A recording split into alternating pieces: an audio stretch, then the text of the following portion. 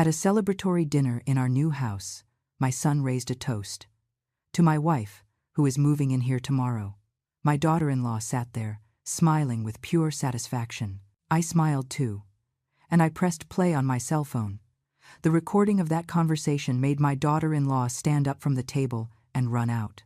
But let me tell you from the beginning how I arrived at that moment. How a 64-year-old woman, who had just lost her husband, ended up secretly recording her daughter-in-law's conversations, and how that recording destroyed the mask of the most manipulative person I have ever known in my life. My name is Eleanor. 8 months ago, I buried Arthur, the love of my life, my partner of 40 years. A massive heart attack while he was watering the roses in the garden. 1 second he was there, whistling as always. The next, he was gone. Losing him was that brutal. The life insurance that Arthur had paid religiously for 20 years arrived 2 months later. $200,000. I cried when I saw that check. It was not just money. It was the last time my husband would take care of me. The last time he kept his promise that I would never lack for anything. I decided to buy a house. A small, modest one, but mine. $150,000 for a place to start over, where I did not have to see his empty chair every morning, where I would not hear his phantom footsteps in the hallway every night. I needed that. I needed to be able to breathe without every corner reminding me of what I had lost. The house had 2 bedrooms, a perfect little backyard to plant roses, and a kitchen with big windows that let the sun in. Nothing fancy, nothing ostentatious. Just a warm space where a widow could try to rebuild her life piece by piece. I signed the papers on a Tuesday in March. When the keys fell into my hand, I felt something I had not felt since the funeral. Hope, small, fragile, but it was there. I told my son Daniel that same afternoon, my only son, the boy I raised alone for years while Arthur worked double shifts, the man I swore to protect until my last breath. I expected him to be happy. I expected a hug. I expected him to say, "I am happy for you, Mom. You deserve it." Instead, his face hardened. "You bought a house." His tone was not one of surprise. It was annoyance. "Yes, honey. A cute little cottage where I will be able to start over. It has a small yard where I can plant the roses I like so much and—" "Mom," he interrupted me, "don't you think that was a little rushed? You could have consulted us." Us. That word hit me like a bucket of ice water. Us. As if my life, my money, my future needed the approval of someone else. "It is my money, Daniel. The insurance your father left for me." "I know, Mom. But we are family. These decisions are discussed." Behind him, on the sofa, was Jessica, my daughter-in-law, my son's wife for 3 years. She said nothing. She just looked at me with those cold, calculating eyes, and that small smirk at the corner of her lips, as if she were enjoying seeing me uncomfortable. That was the first time I felt that something was very wrong. Jessica entered our lives like a hurricane. Daniel met her at work and fell in love in a matter of weeks. She is incredible, Mom. She is intelligent, ambitious. She knows what she wants. He said it with that shine in his eyes that men have when they are completely blind. When I met her, I understood the ambitious part. She arrived at our house in a very expensive green dress, high heels, and that way of speaking that makes you feel small without saying anything offensive. "So you are Eleanor. Daniel has told me so much." She extended her hand as if she were doing me a favor. Not a hug, not a kiss on the cheek, a cold and firm hand. Arthur was by my side. I felt him tense up. That night, after they left, he told me, "That girl has something strange about her, Ellie. I do not like how she looks at you." I downplayed it. Daniel loved her. Who was I to judge? But Arthur was right. He was always right. The visits to our house became uncomfortable. Jessica would arrive and start making comments about the old furniture, about the outdated decoration, about how it smelled musty in the bathroom. I do not mean it with bad intentions, Eleanor. It is just that sometimes one gets used to it and does not notice. Eleanor. Not even Mom or Mrs. Davis, just Eleanor, but said in a way that sounded like a label, not a person. Daniel never said anything. He laughed nervously. He changed the subject. He looked at me as if asking me not to make a scene, and I swallowed it. I swallowed it because I did not want to be the problematic mother-in-law, the one who causes conflicts, the one who drives the son away from his wife.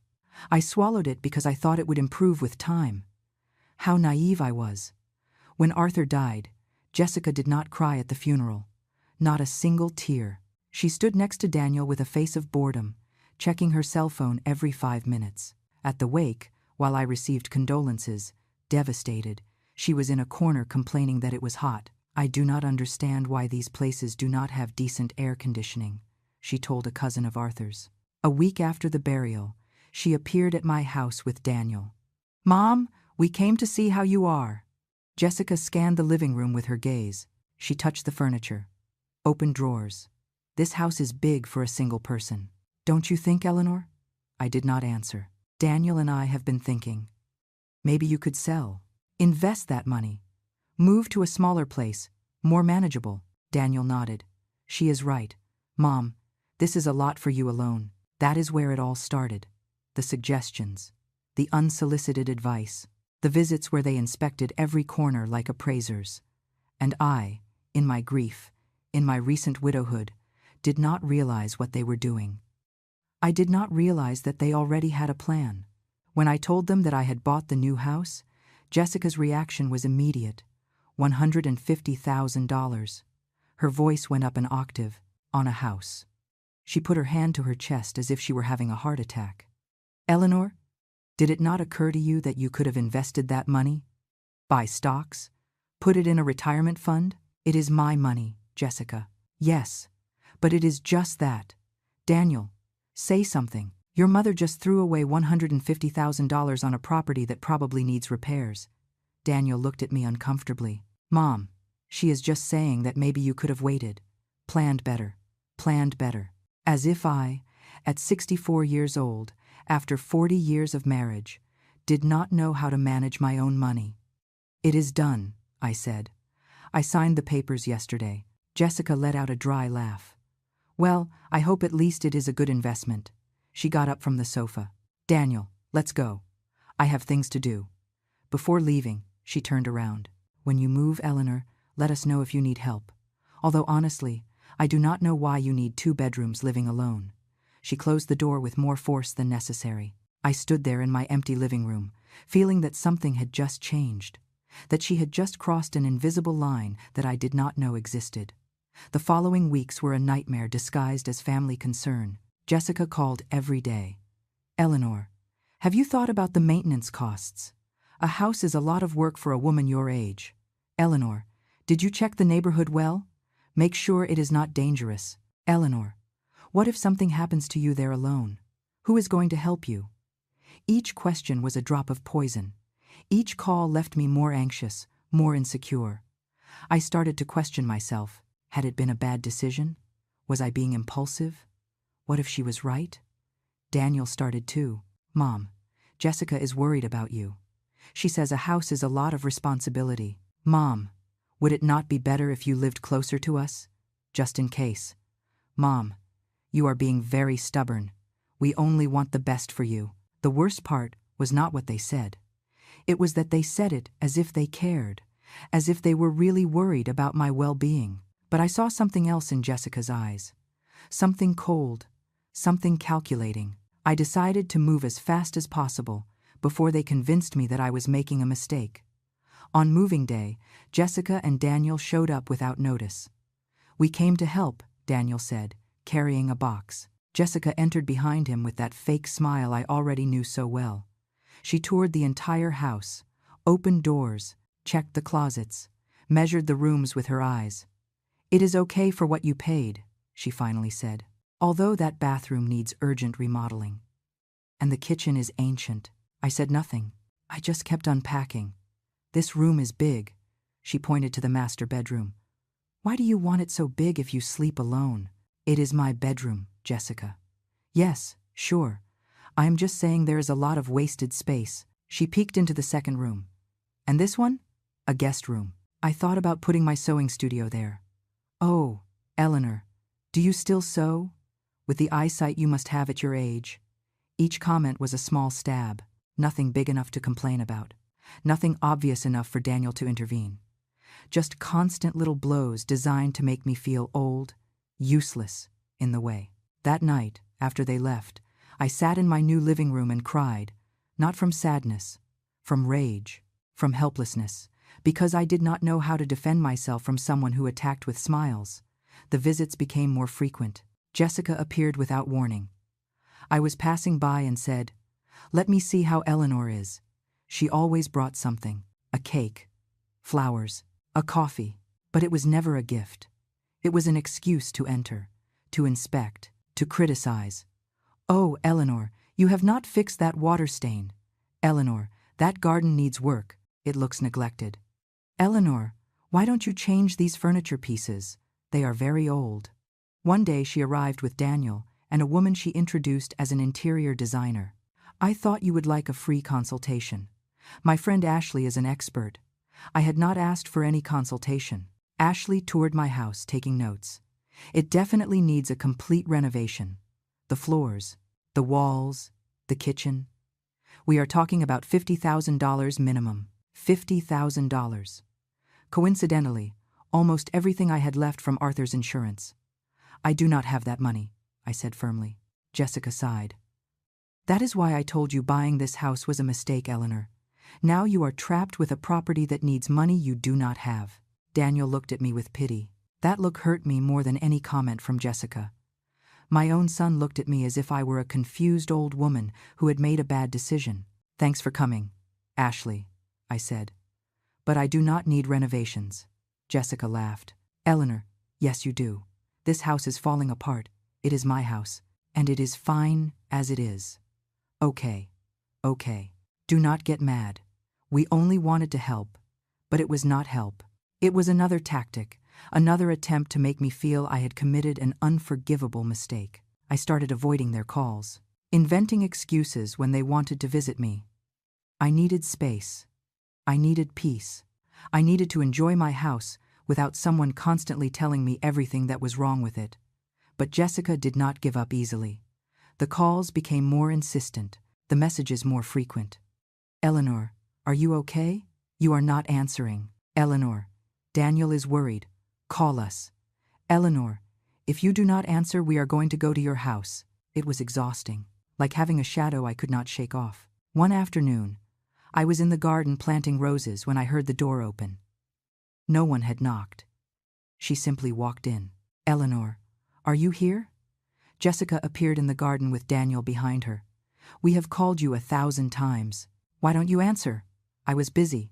"Busy." Jessica crossed her arms. "Daniel, your mother is avoiding us. Mom, what is wrong? Why aren't you answering our calls? I need my space." Jessica let out a laugh. "Space? You live alone in a 2-bedroom house. How much more space do you need?" I got up from the garden, shaking the dirt off my hands. "Jessica, I appreciate your concern, but it is not concern, Eleanor. It is family. Daniel is your only son. I am his wife. We are the only thing you have, the only thing I have." As if without them I was nothing. As if my entire life depended on their unwanted visits and poisonous comments. "I think you should leave." "Leave?" Jessica looked at me in disbelief. "Daniel, your mother is kicking us out of her house." "Mom, I need to rest, please." Daniel looked devastated. Jessica looked furious. They left without saying more. But I knew this would not end here. I knew that look in Jessica's eyes. It was not defeat. It was the beginning of something worse. 3 days after kicking them out of my house, Daniel appeared alone. It was early in the morning. He knocked on the door with those soft knocks I would recognize anywhere. The same knocks from when he was a boy and came to wake me up on Sundays. I opened, hoping to see my son. What I saw was a stranger with my son's face. "Mom, we have to talk." He walked in without waiting for an invitation. He sat on my sofa with that tense posture that meant he came prepared with a speech. "Jessica is very hurt." "Daniel." "No, Mom. Let me finish. My wife has only tried to help you. She has been worried about you since Dad died, and you treat her like she is your enemy." I felt something break inside me. Help me? Calling that help? Yes, Mom, help. Because someone has to tell you the truths you do not want to hear. What truths? That you bought this house on impulse? That you spent almost all of Dad's money on a property you do not need? That you are alone and stubborn and do not accept when people who love you try to guide you? Each word was a hammer. Each sentence made me smaller. This was my son, the boy I nursed, the boy I healed when he was sick, the man I swore to protect always. And now he was here repeating his wife's words to me as if they were universal truths. Daniel, this is my life, my money, my decision. Mom, you are 64 years old. You cannot keep acting like you know everything. 64 years old. He said it as if it were a sentence, as if my age automatically invalidated me. Your father would have wanted me to be happy. My father would have wanted you to be sensible. For you to listen to your family. He got up from the sofa. Jessica and I have been thinking. This house is too much for you. The expenses, the maintenance, everything. It would be better if... He stopped, as if measuring his words. If what, Daniel? So that you are not alone. There it was. Finally, he had said it. The true motive of all the visits, of all the comments, of all the constant pressure. They wanted my house. No. Mom, be reasonable. I said no. Why are you so difficult? Why can't you accept help? Because this is not help, Daniel. It is control. His face hardened. You know what, Mom? Do whatever you want. Stay here alone in your house that is falling apart. But do not come crying when things get difficult. He left, slamming the door. I stood there trembling, not from fear, from fury. Because I had just understood something. Jessica did not just want my house.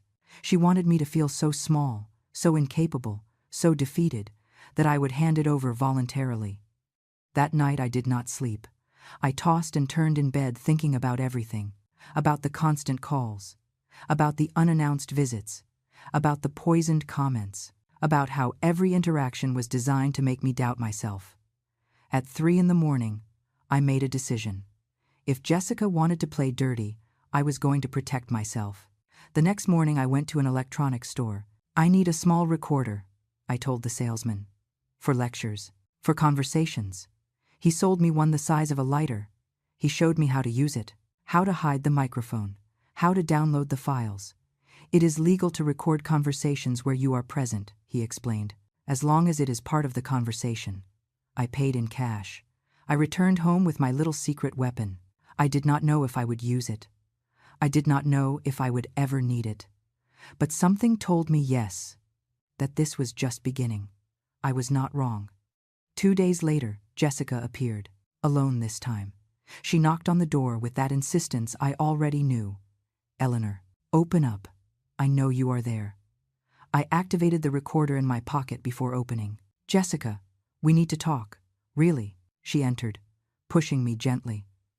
She sat on my sofa as if it were her house.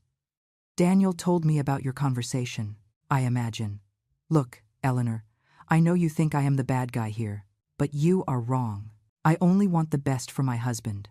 And the best for my husband is that his mother does not ruin herself financially by being proud.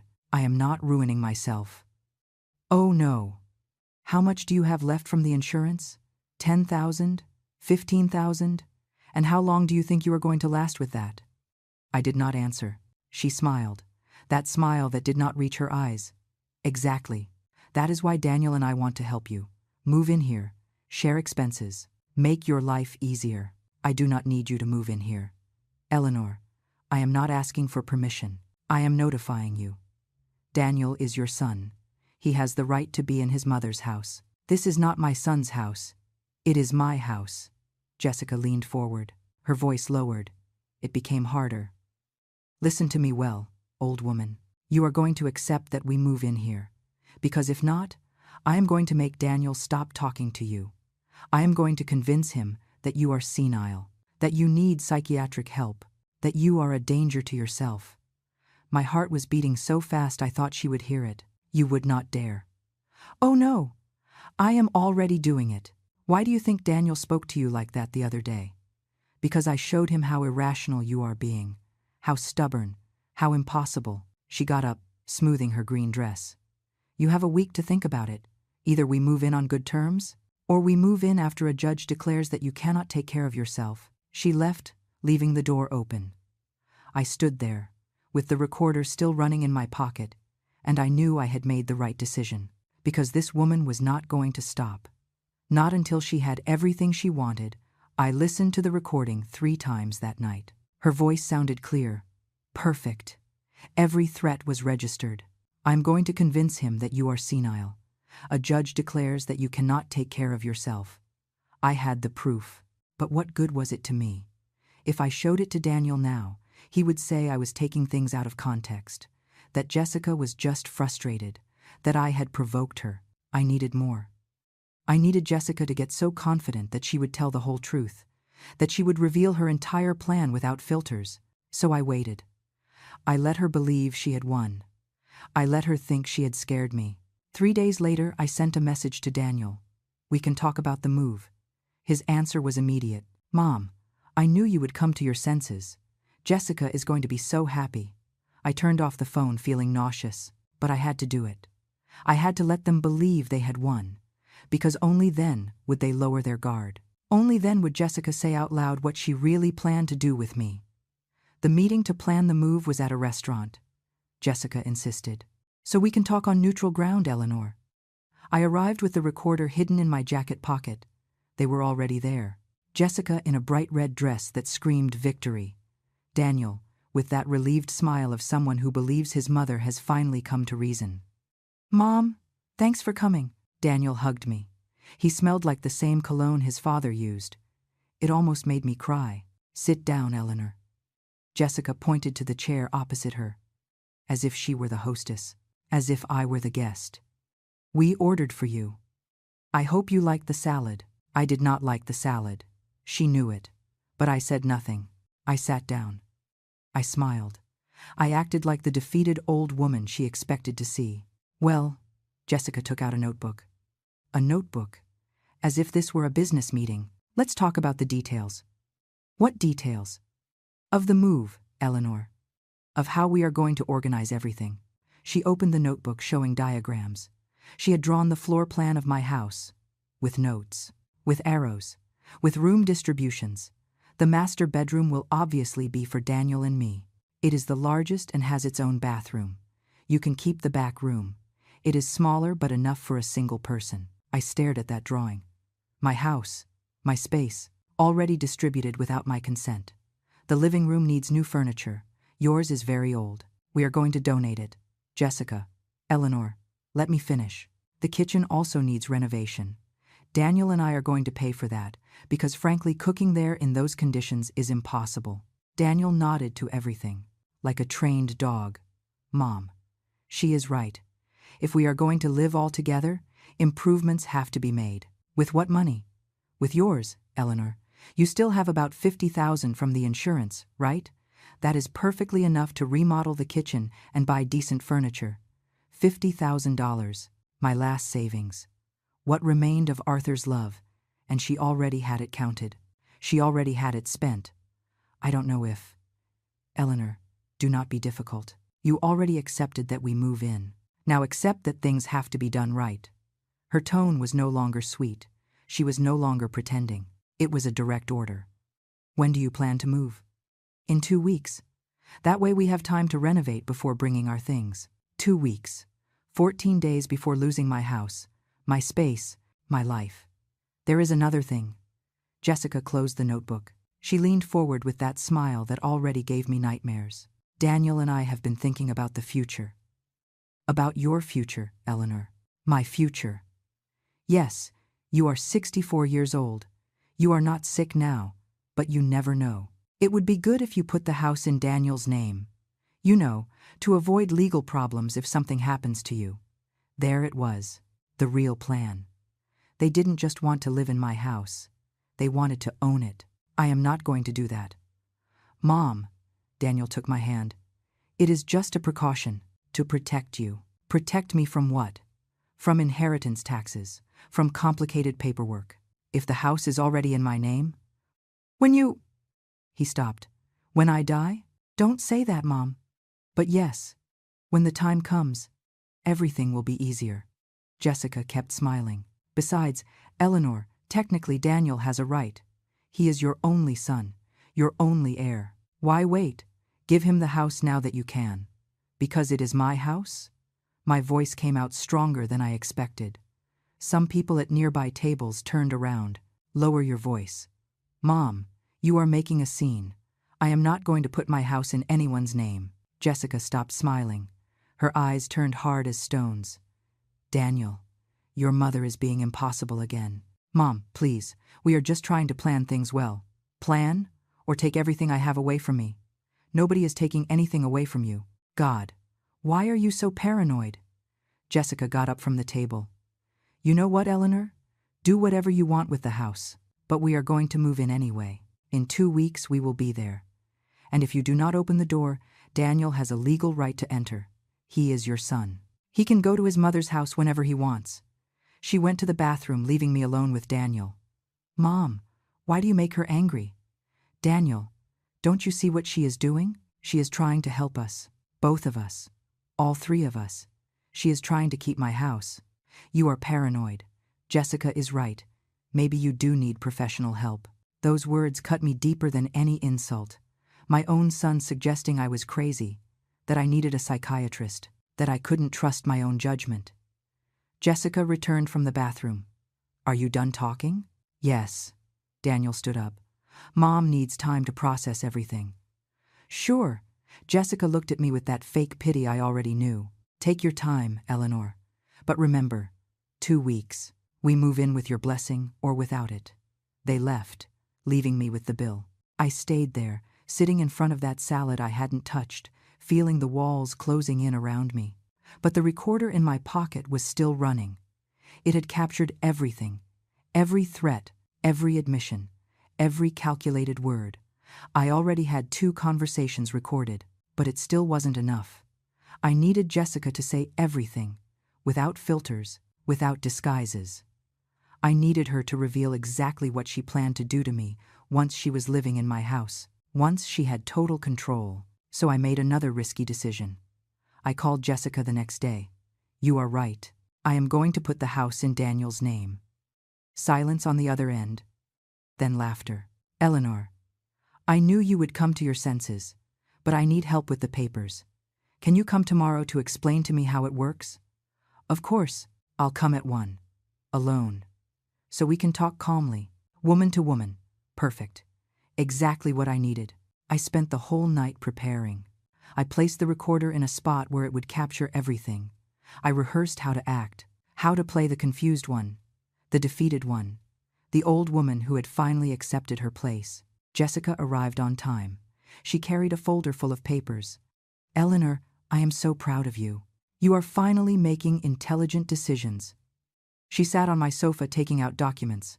Look, here is the form for property transfer. It is simple. You just sign here, here, and here. And what happens to me? Where do I live? Here, Eleanor, in your little room. Nobody is kicking you out. Little room.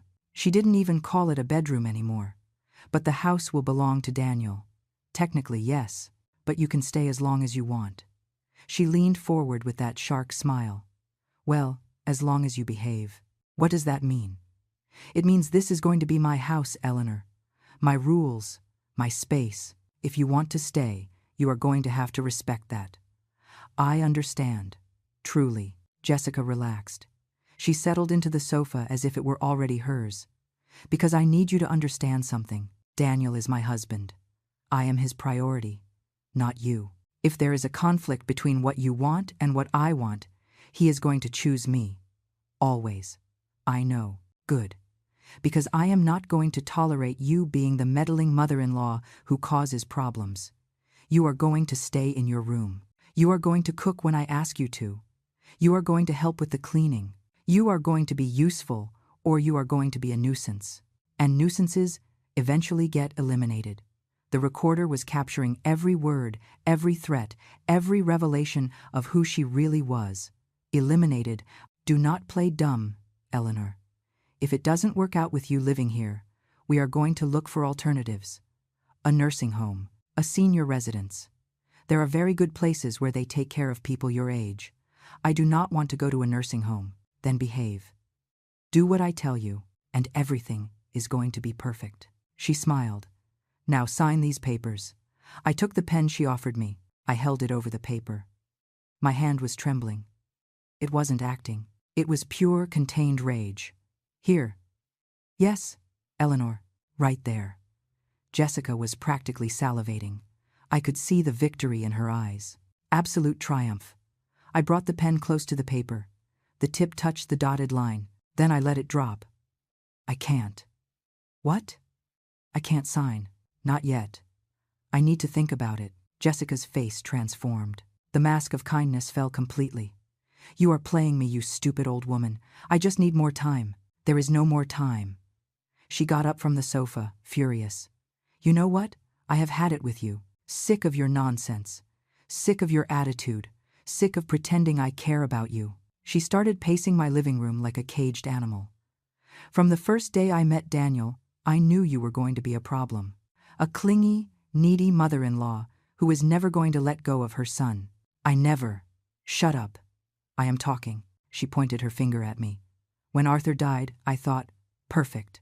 Now the old woman is going to be alone, vulnerable, easy to handle. Daniel was going to be completely mine without that father who always filled him with stupid ideas about respect and family. Mentioning Arthur like that made me clench my fists. But I let her continue. I needed her to say everything. Then I found out about the insurance. $200,000. And I thought, this is perfect. That idiot doesn't know how to handle money. I am going to convince Daniel that we should help her invest. We are going to take control of that money. But I bought the house. Yes, you bought the damn house, without consulting us, without asking our permission. As if you mattered. As if your decisions mattered. She laughed without humor. But it's fine. I thought, if I can't have the money, I am going to have the house. Jessica walked toward me. She leaned in until her face was inches from mine. I could smell her expensive perfume, see the pure hatred in her eyes. You are going to sign those papers, old woman. Today, tomorrow, or next week. I do not care. Because I have your son in my pocket. He does what I say. He believes what I tell him to believe. If I tell him you are crazy, he believes me. If I tell him you need a nursing home, he signs the papers. Daniel would not do that. Oh, no. He is already doing it. Stupid. Who do you think spoke to a lawyer about your mental competence? Who do you think already has appointments with psychiatrists to evaluate you? Daniel, your beloved son. Because I asked him to. I felt the floor move beneath me. You are lying. Do you want to bet? Ask him. Ask him about Dr. Ramirez. About the appointment he has scheduled for you in 2 weeks. About the papers he is already preparing to declare you incapable of managing your own affairs. She straightened up, smoothing her dress. So you can sign the easy way. Or I can have you declared senile and take everything from you anyway. You choose. Why? Why do you hate me so much? I don't hate you, Eleanor. I simply don't care about you. You are an obstacle between me and the life I deserve. A comfortable life. With a paid-off house. Without financial worries. Without an annoying mother-in-law breathing down my neck. She walked toward the door. Think about it well, but think fast. Because I am moving in here in 2 weeks whether you want it or not, and if you haven't signed by then, things are going to get very ugly for you. She left, leaving the door open, leaving the papers scattered on my table, leaving me with a shattered heart and a full recorder. I stayed sitting on that sofa for hours. I listened to the entire recording. Every threat, every admission, every cruel word. I had everything, irrefutable proof of who Jessica really was, of what she planned to do, of how she had manipulated my son. But more than triumph, I felt pain, because a part of me still could not believe that Daniel was involved in this, that my son, my baby, had spoken with lawyers about declaring me incapable. That night I did not sleep. I sat in the darkness of my living room thinking about everything. About 40 years with Arthur. About raising Daniel alone while Arthur worked. About the sacrifices. About the love. About how all of that could disappear because of a manipulative woman. At 6 in the morning I picked up the phone. I called Daniel. Mom, it's 6. His voice sounded sleepy. I need to talk to you. It is true about Dr. Ramirez. Silence. A long, heavy silence that told me everything I needed to know. Mom, how did you know about that? It is true. Jessica thought it would be good for you to talk to someone. Just to rule out that I am crazy? That you are going through something difficult? Grief can affect people's judgment. I closed my eyes. My own son. And the mental incompetency papers. Mom, they are just precautions. Just in case. Just in case you need to take everything from me legally. It is not like that. You are misinterpreting things. Daniel, do you love me? What kind of question is that? Of course I do. Then come to my house. Just you. Without Jessica. I need to show you something. Mom, I can't go without my wife. She is part of my life. Please, just this once. Give me a chance to explain something. I heard voices in the background. Jessica had woken up. She was asking who he was talking to. I can't, Mom. Jessica says you are trying to manipulate me. To separate us. Daniel, I have to hang up. We'll talk later. The line went dead. I stood there with the phone in my hand, feeling my son drifting further and further away. How Jessica had built a wall between us, so high that I could no longer see the other side. But I was not going to give up. Not yet. I had the recordings. I had the proof. I just needed the right moment to use them. The moment where Jessica could not escape, where Daniel could not deny the truth, where everyone would see who that woman really was. I spent the next few days planning. Jessica had said she was moving in 2 weeks. Perfect. I was going to let her believe she had won. I was going to let her get completely confident. And then I was going to expose everything in front of witnesses, in front of family, in front of people who could not ignore the truth. The idea came one night while looking at old photos. Photos from when Daniel was a boy, of birthdays, of family celebrations. We had always been a family that celebrated everything, that gathered around the table to share food and laughter. Why not one last celebration? A housewarming dinner for the new house. An opportunity to gather everyone before Jessica and Daniel officially moved in. I could invite my sister Patricia, Daniel's cousins, close family friends, witnesses, people who knew Arthur, who knew me, who could not ignore the truth when they heard it. I called Daniel the next morning. I want to have a dinner, a celebration before you move. Mom, I have thought it over better. You are right. We are family. We should celebrate this together. I could hear the surprise in his voice. Are you sure? Yes. Invite whoever you want. I will invite the family. Let's do this right. Wait. I am going to tell Jessica. Voices in the background. Then Jessica took the phone. Eleanor, what are you planning?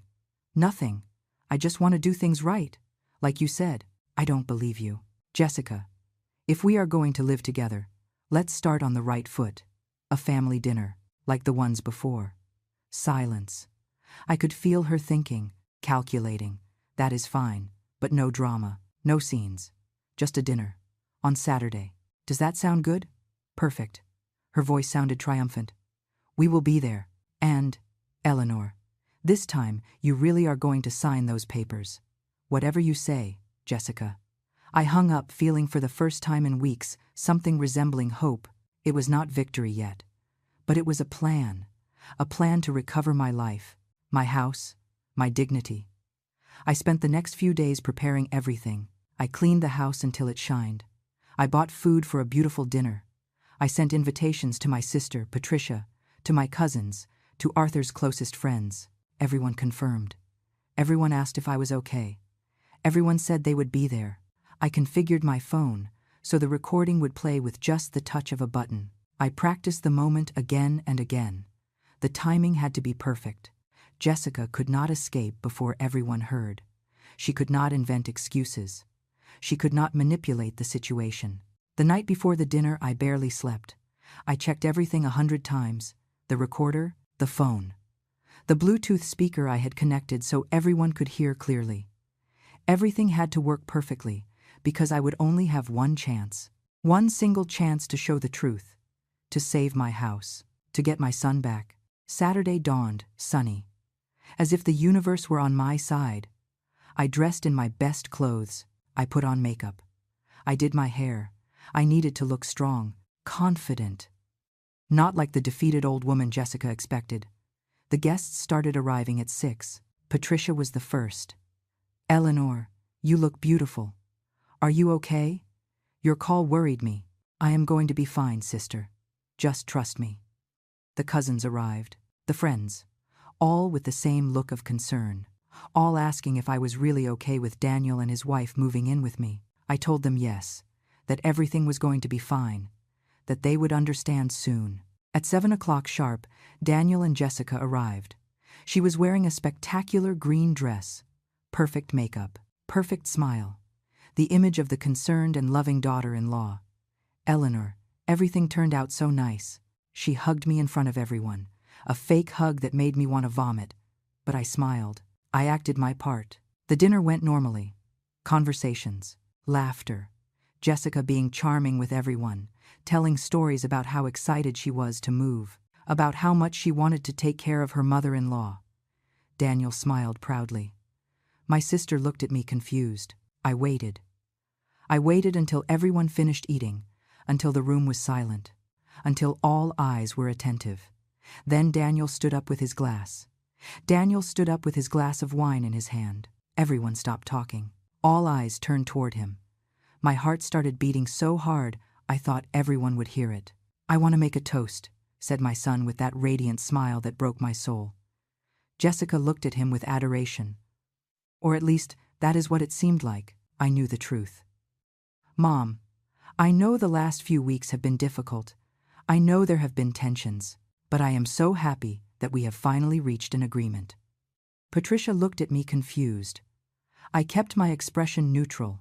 That is why I want to toast to my wife, to Jessica, who is moving in here tomorrow, to this beautiful house, to help my mother, to take care of her, to make sure she is never alone. The words fell like bombs in the silence of the room. I saw the faces of my guests transform. Surprise, confusion, concern. Nobody raised their glass. Jessica was radiant, smiling as if she had just won the lottery. She leaned back in her chair with that absolute satisfaction drawn on every muscle of her face. She looked at me sideways, waiting for me to break, to cry, to beg. Instead of that, I smiled. I took my cell phone out of my pocket with hands that were trembling but decisive. I placed it on the table next to the Bluetooth speaker I had prepared. Before that toast, I said with a clear voice, I would like to share something with all of you. Jessica's smile wavered. Just a second. But I saw it. Mom, what are you doing? Daniel lowered his glass. Sharing the truth. I pressed play. Jessica's voice filled the room. Clear, sharp, unmistakable. Do not worry. As soon as we move in, the old woman will sleep in the back room. She won't even realize when we start making her sign papers. She is so naive. The silence was absolute. Everyone looked at the speaker as if it were a bomb. Jessica went pale. She tried to stand up, but Daniel stopped her with a hand on her shoulder, his expression frozen in shock. The recording continued. Every poisonous word Jessica had said in that phone conversation she believed was private. About how I was a nuisance. About how she was going to keep my house. About how Daniel was so easy to manipulate. He is an idiot. He believes everything I tell him. He doesn't even question when I tell him his mother is losing her mind. Daniel's face crumbled. He looked at his wife as if seeing her for the first time. Jessica. Daniel. I can explain. Shut up.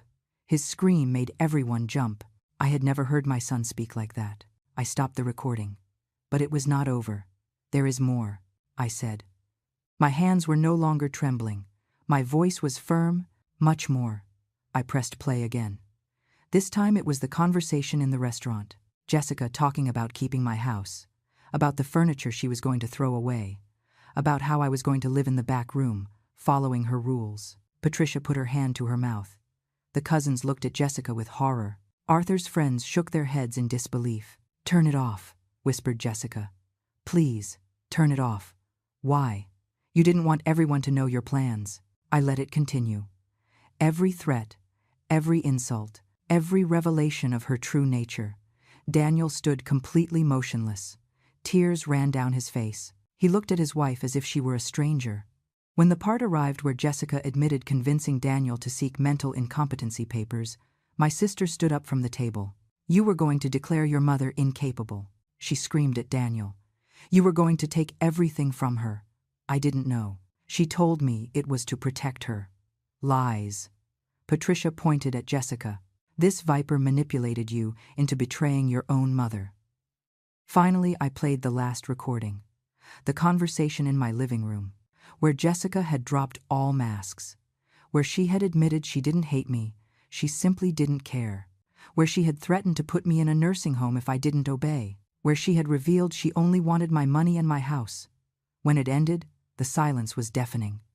Jessica stood with her face completely red, not from shame, from fury. This is illegal. You cannot record me without my permission. It is completely legal to record conversations where I am present, I said calmly. I consulted with a lawyer. You set a trap for me. I gave you enough rope to hang yourself. I stood up, looking her straight in the eyes. Everything you said was true. Every word, every threat, every plan. And now everyone knows. Daniel collapsed into his chair. He had his head in his hands. How could I be so blind? Because she is good, I told him softly. She is very good at manipulating, but no more. Jessica looked at me with a hatred so pure it was scary. This doesn't end here, old woman. I'm leaving. You're going to what? Patricia stepped between us. Are you going to threaten her again? Go ahead. There are 20 witnesses here. Daniel's cousins, who had grown up with me, who knew Arthur, stood up, forming a barrier. I think it is time for you to leave, said my cousin Lucas. His voice was hard as stone. Jessica looked around, seeking support, looking for someone to defend her.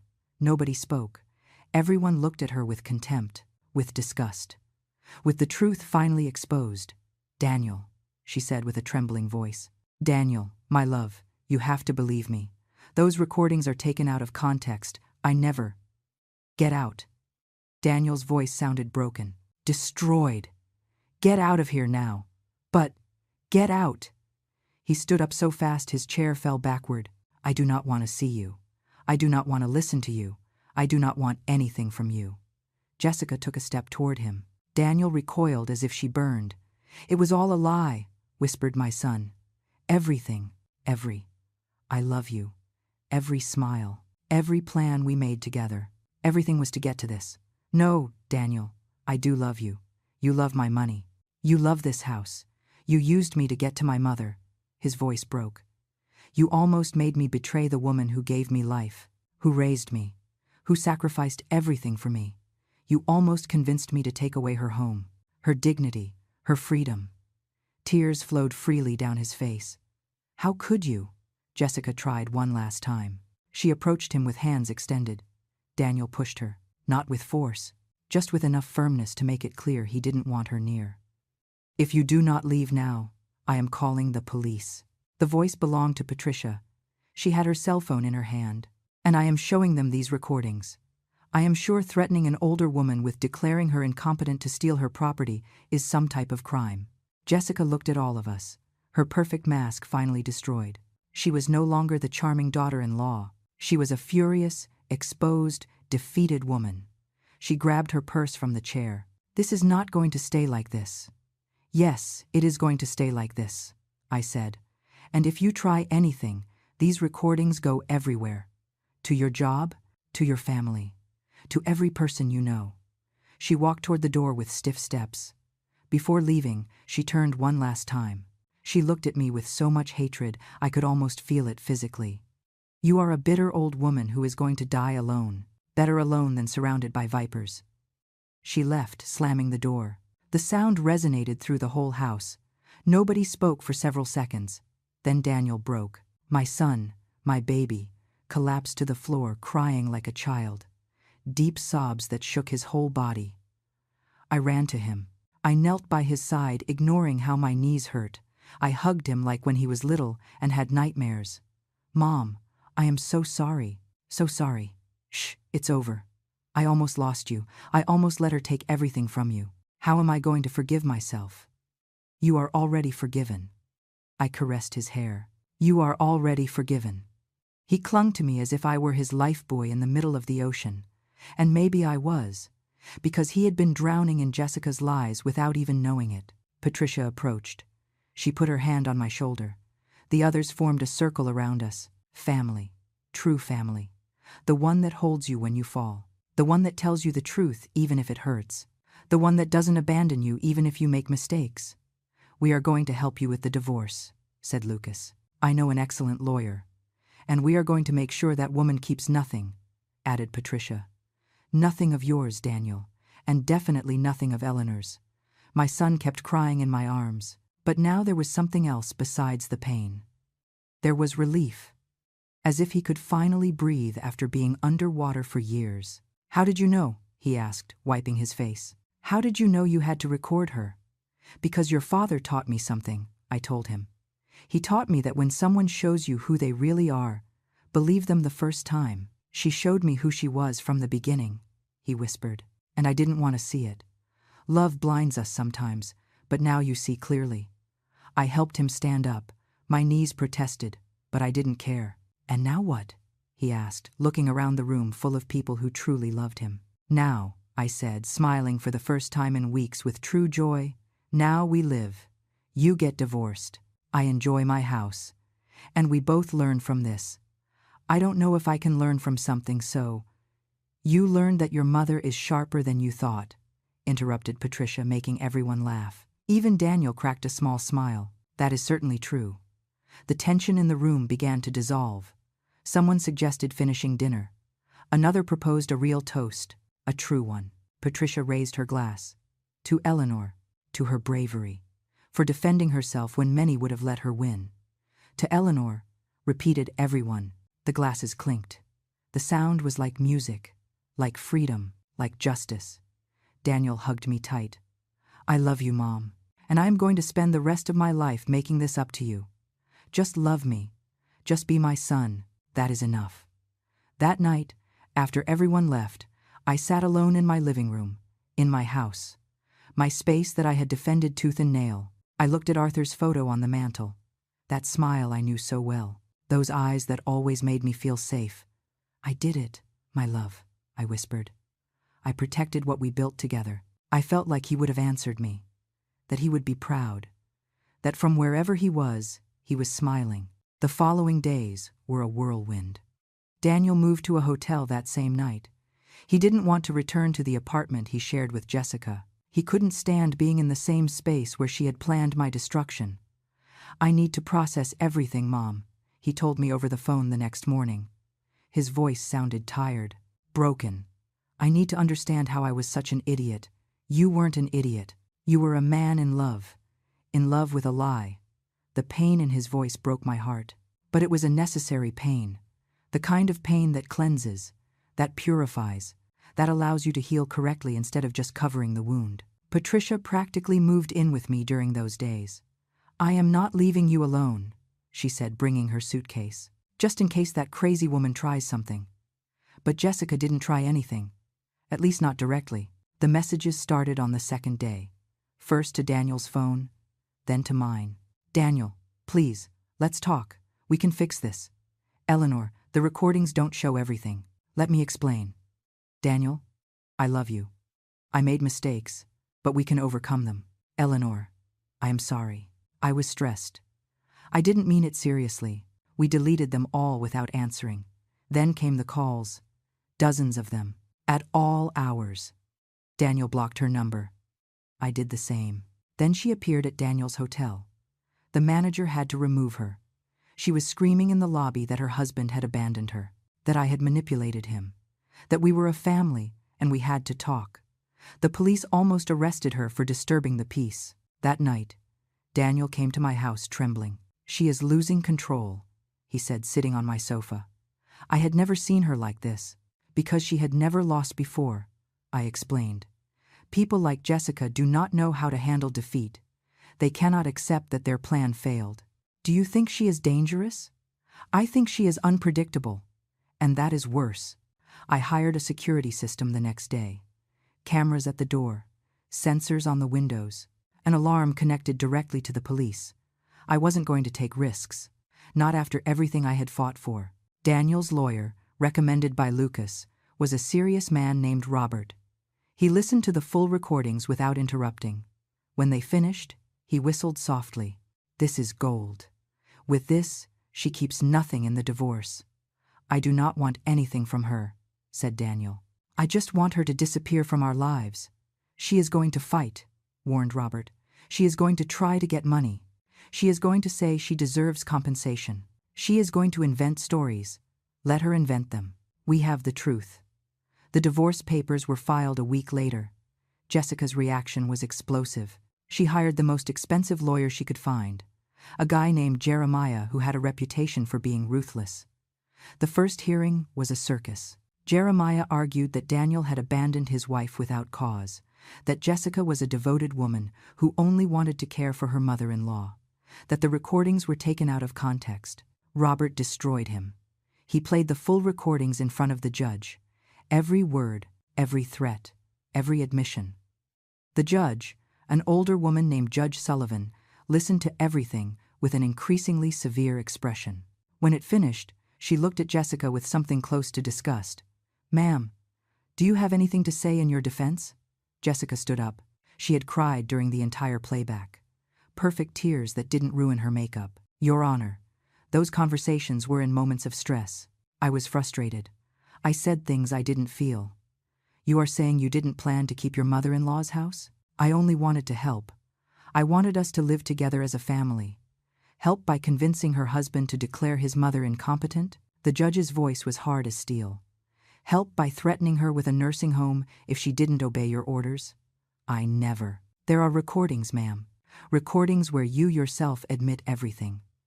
Jessica looked at her lawyer seeking help. Jeremiah shrugged. There was no possible defense against recorded truth. "This divorce proceeds," declared the judge, "without compensation for the defendant, 0 alimony, 0 division of assets, and a permanent restraining order against Mrs. Eleanor Davis." The gavel fell. Jessica screamed, literally screamed in the courtroom. "This is unfair. I have rights." "You waived your rights when you attempted to commit fraud against an elderly woman," responded the judge. "Be grateful I am not charging you criminally." 2 guards had to escort her out while she kept screaming, promising revenge, swearing this wouldn't end like this. Daniel remained sitting on the bench long after everyone left, looking at his hands as if he didn't recognize them. "I was married to her for 3 years," he whispered. 3 years, sleeping next to a stranger. I sat next to him. "You weren't the only one she fooled. She fooled everyone. But I should have seen it. I should have protected you. And you will from now on. That is the only future that matters." We left the courthouse into a sunny day. Patricia was waiting for us outside with coffee. "How did it go?" "We won," I said simply. "We won everything." She hugged me tight. "I knew you would do it, little sister. I knew that Viper wouldn't win." The following days brought a strange peace. Like after a storm, when the air smells different, when everything seems cleaner. Daniel started therapy. "I need to understand how I let myself be manipulated like that," he told me. "I need to make sure it never happens again." I also went to therapy, not because I was broken, but because I had carried so much weight for so long that I needed help to let it go.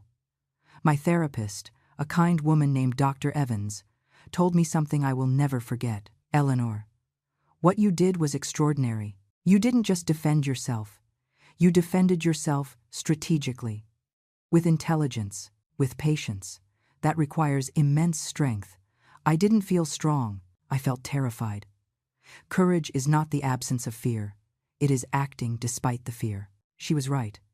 Every time I turned on that recorder, I had been afraid. Every time I let Jessica say those horrible things, I had wanted to scream at her. But I had held back. I had waited. I had planned.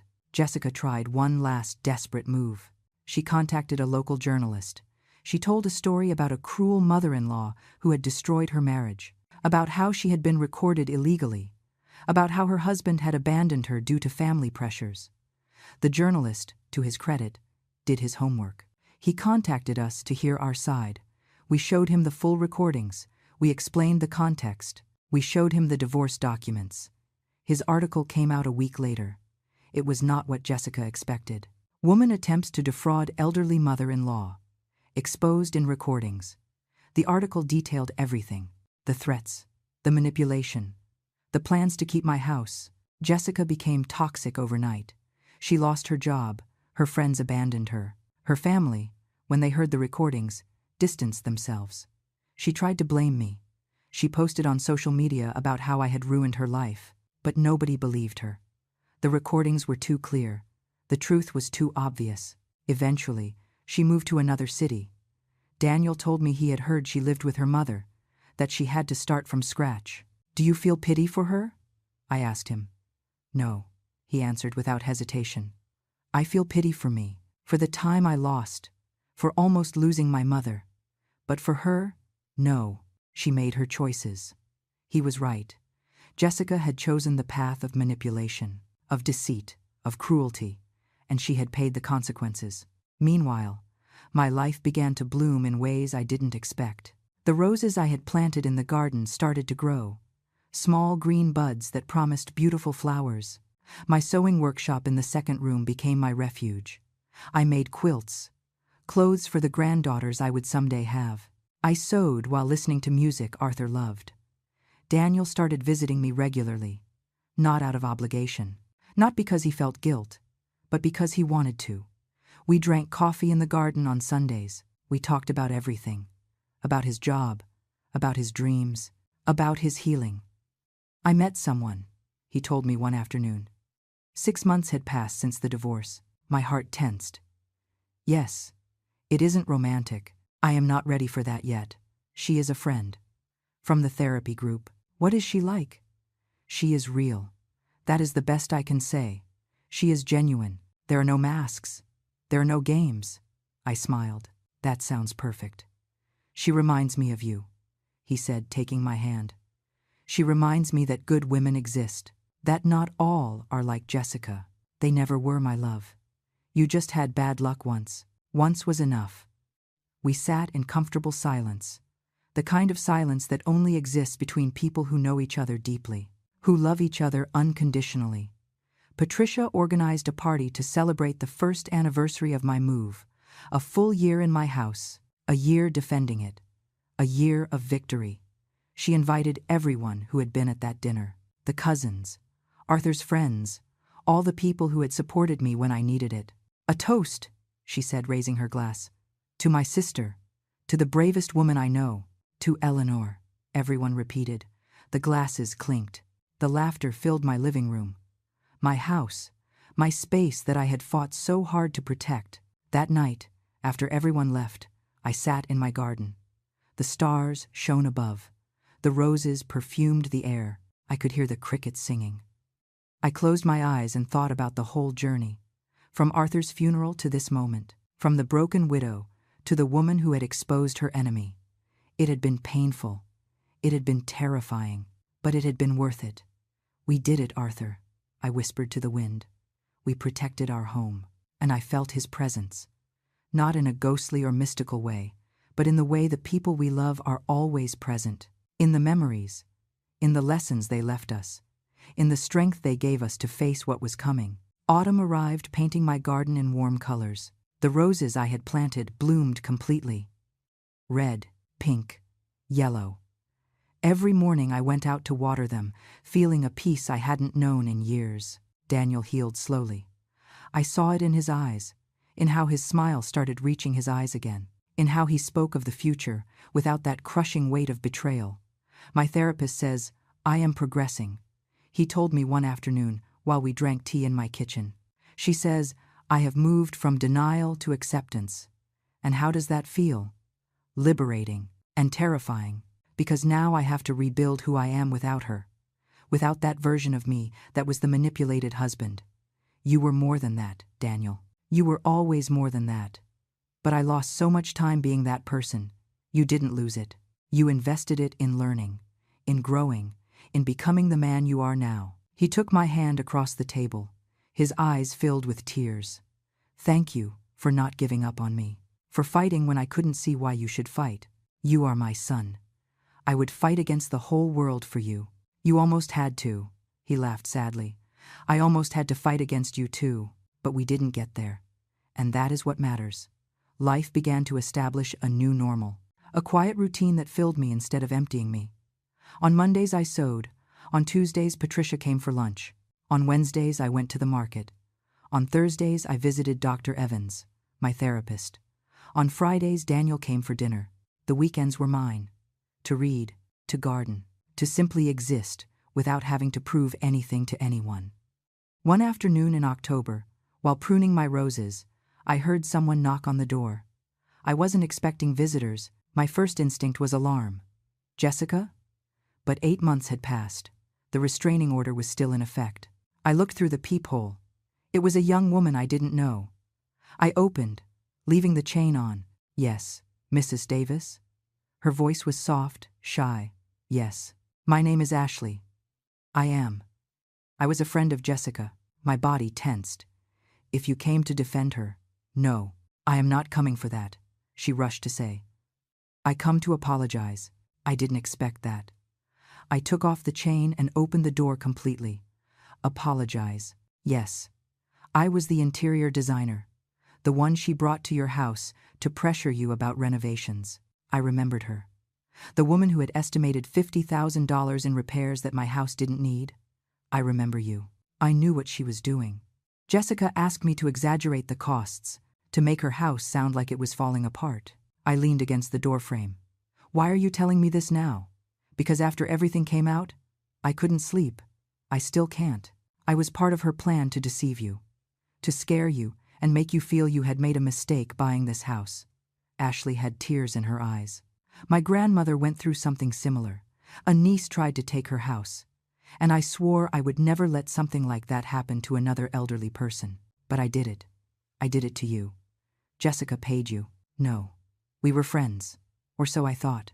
But after everything exploded, when I tried to talk to her, she blocked me. I realized she just used me too, like she used everyone. I opened the door wider. Do you want to come in? She was surprised. Are you sure? If you came to apologize for real, the least I can do is listen to you. I made coffee. We sat in my living room, the same one where I had played the recordings that destroyed Jessica's world. I didn't know how bad she was, said Ashley, holding her cup. I knew her competitive side, her ambition. But I thought she really loved Daniel, that she really cared about you in her own way. She only cared about herself. I know that now. After the article came out, other people started talking. Friends she had used, co-workers she had betrayed. I wasn't the only blind one. Ashley looked directly at me. But that doesn't excuse me. I participated in hurting an innocent woman, and I am very sorry. I could have hated her. I could have kicked her out of my house. But I saw something in her that I recognized. I saw someone who had been manipulated too. Differently, but manipulated nonetheless. I forgive you, I said. Her eyes filled with tears. Really? Really? Because forgiveness isn't for you, it's for me. To not carry more weight than necessary. I do not deserve your kindness. Probably not. But I am giving it anyway. Ashley left half an hour later, lighter, more at peace. And I felt lighter too, because I had discovered something important. Forgiveness didn't mean forgetting. It didn't mean letting people get away with it. It meant releasing the poison before it poisoned you too. November brought the first rains. I loved sitting by the window listening to the water hit the roof, reading books I had wanted to read for years, but never had time. Daniel met someone, for real this time, a woman named Sarah who worked in his office. She was divorced with 2 children, real, with wrinkles around her eyes when she smiled, with stories of pain and survival. You want to meet her? He asked me nervously. Are you ready for that? I think so, but I need your blessing. You always have my blessing, my love. Just promise me that this time you go with your eyes open, wide open, I promise. I met her a week later. Sarah arrived at my house with her 2 kids, an 8-year-old boy and a 6-year-old girl. The children ran directly to my garden, fascinated with the roses. They are beautiful, I said, watching them play. They are my life, answered Sarah. Then she looked directly at me. Mrs. Davis, I know what happened with Daniel's ex-wife. He told me everything. My body tensed automatically. And I want you to know that I am not like that. I do not want your house. I do not want your money. I just want your son. If we ever get to that point, why are you telling me this? Because if it were my son, I would also be alert. I would also be suspicious. And you have every right. I liked her instantly. That direct honesty, that understanding of why I would be cautious. You love my son. It is still too soon for that word. But I like him a lot. I like how he is with my kids. I like how he talks about you. I like that he is in therapy working on himself. Then I wish you the best. Can I ask you something? I nodded. How did you know? How did you know you had to record Jessica? Because my husband taught me to trust my instinct, and my instinct screamed that something was wrong. I didn't ignore that voice this time. Sarah smiled. I hope to be as strong as you someday. You already are. You are raising 2 kids alone. There is nothing stronger than that. That afternoon, watching Daniel play with the kids in my garden, watching Sarah laugh at something Patricia said who had stopped by to say hello, I felt something I hadn't felt in a long time. Hope, not just for me, but for the future. For the possibility that maybe, eventually, my house would fill with grandchildren's laughter, with real family dinners, with genuine love instead of disguised manipulation. December arrived with Christmas decorations. Patricia insisted we decorate together. It is your first Christmas truly in peace, she said, hanging lights in my living room. It has to be special. I invited Daniel, Sarah, and her kids for Christmas dinner. Patricia brought her whole family. Lucas and the other cousins came too. My little house filled with people, with noise, with life. While I prepared dinner, Sarah offered to help. You don't have to do it. I want to do it. Besides, I need to learn your recipes if I am going to impress Daniel. I smiled. Then it is serious. We are taking it slow. But yes, I think it could be. And he is good with your children. He is wonderful, patient, loving. Nothing like what he told me he was with Jessica. Jessica brought out the worst in him. You bring out the best. I hope to keep doing it. That night, after dinner, Daniel asked for everyone's attention. My heart raced. Another toast? More unexpected announcements? But when I saw his face, I saw only love. I want to make a toast, he said, raising his glass. Everyone went silent. A year ago, I was in this house making another toast. A toast that almost destroys the most important person in my life. Tears started running down his face. I was so blind, so manipulated, so lost. But my mother did not give up on me. She fought, not just for her house. She fought for me. To save me from myself. He looked directly at me. Mom, there are no words to thank you for what you did. You gave me back my life, my sanity, my ability to trust myself. You are the bravest, smartest, most incredible woman I know. He raised his glass higher. So I toast to you, to your strength, to your house that you defended tooth and nail, to your love that never gave up even when I failed you. To Eleanor, everyone shouted. The glasses clinked, the hugs flowed, and I, standing in the middle of my living room, surrounded by people who truly loved me, felt I had finally come home. Not just to the physical house I had bought, but to an emotional place where I was valued, respected, loved without conditions, where I no longer had to defend myself, where I could simply be. That night, long after everyone left, I sat in my garden under the stars. The Christmas lights shone softly.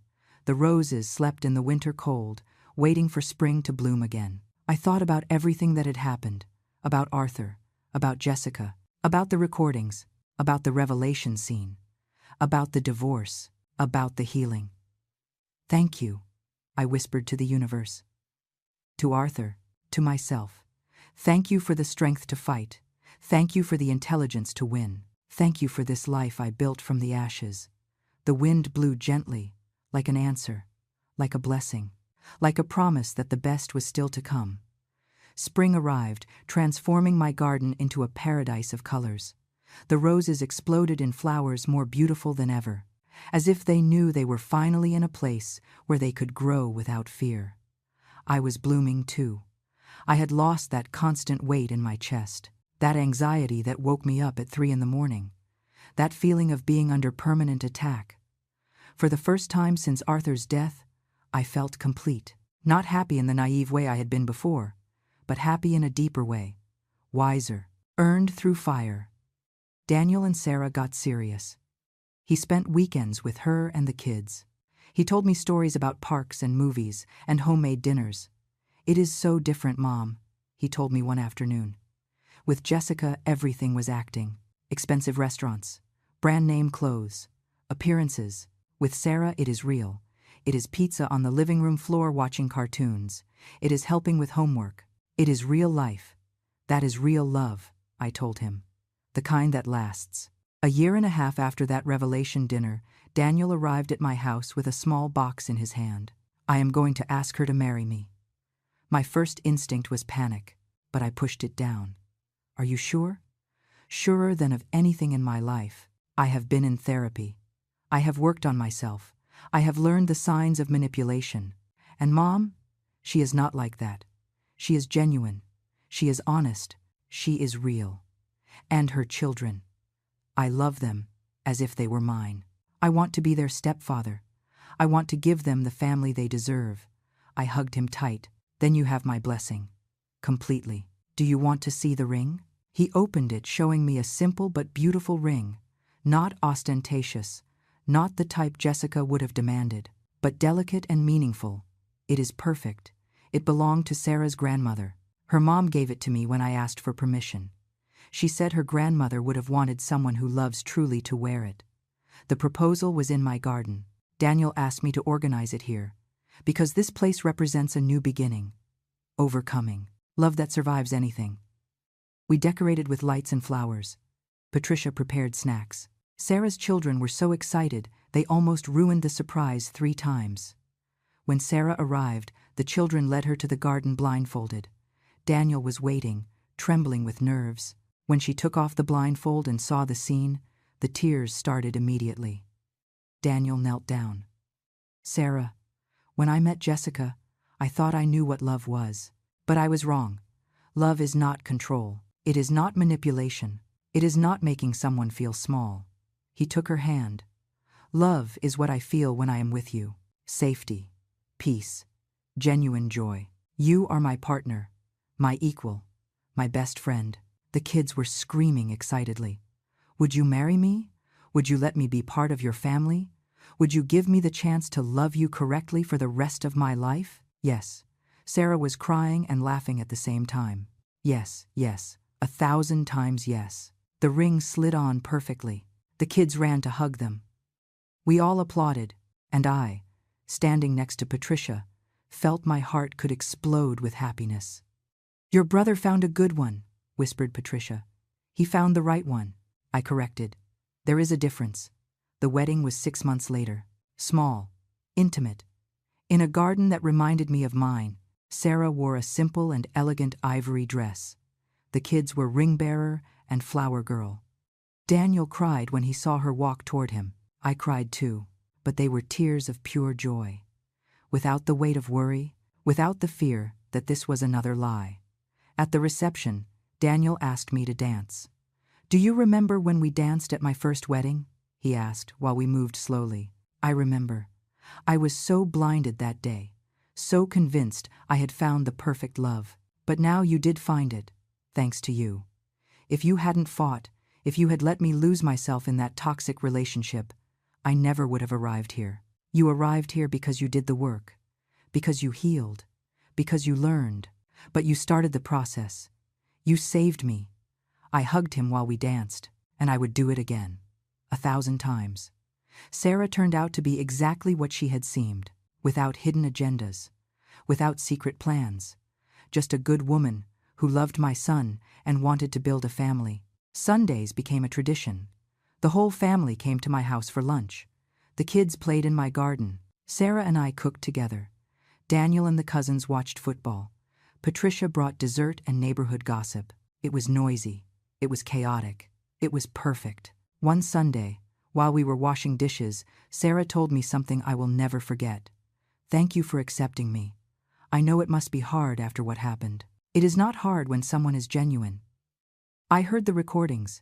Daniel showed them to me because he wanted me to know his whole history before committing. I was surprised, and it made me love Daniel more, because he got out of that. He healed, and it made me respect you more, because you fought when many people would have let it happen. I couldn't let her get away with it. And thanks to that, I met Daniel when he was ready for real love.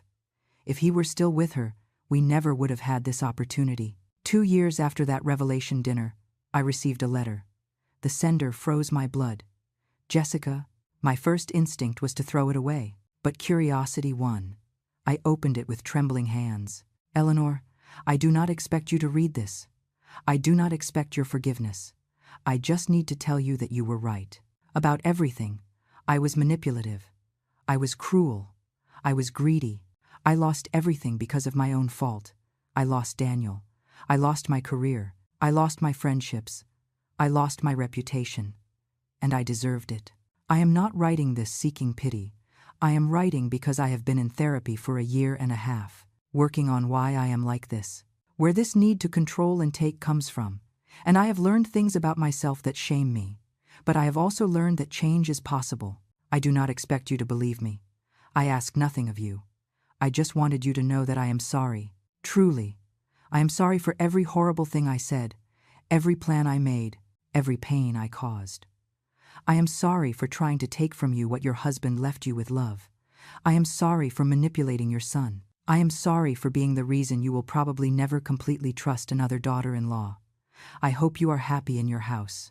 I hope Daniel has found peace. And I hope someday you can think of me without feeling anger. Not forgiveness necessarily. Just peace. Jessica.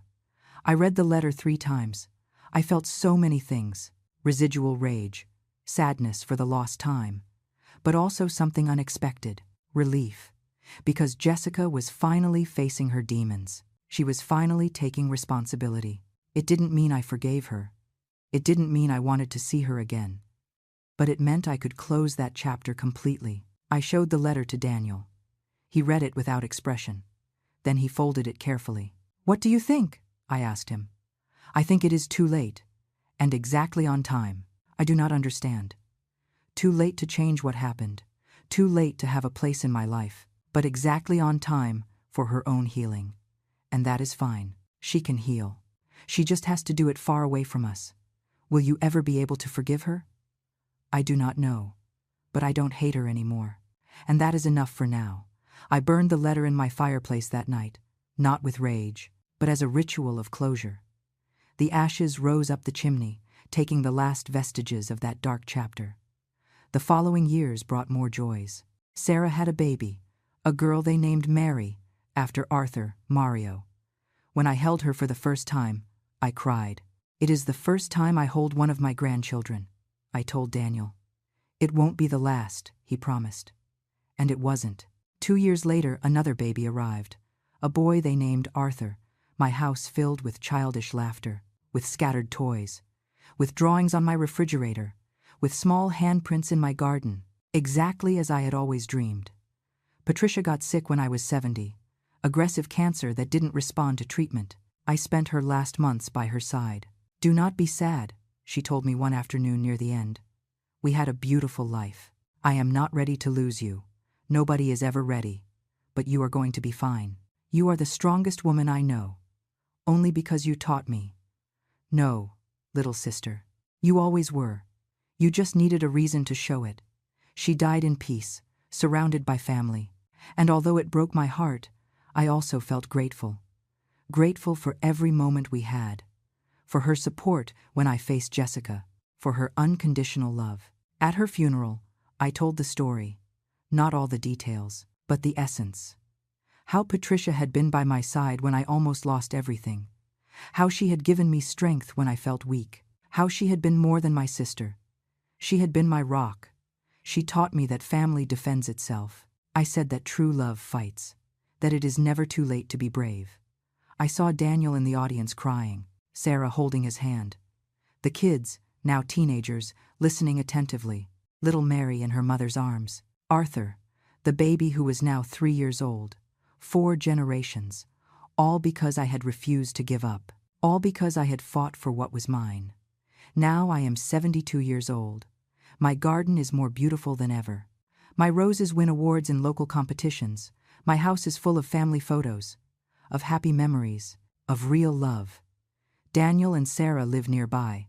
I see them constantly. The kids come after school to do homework with me. The babies come to play in my garden.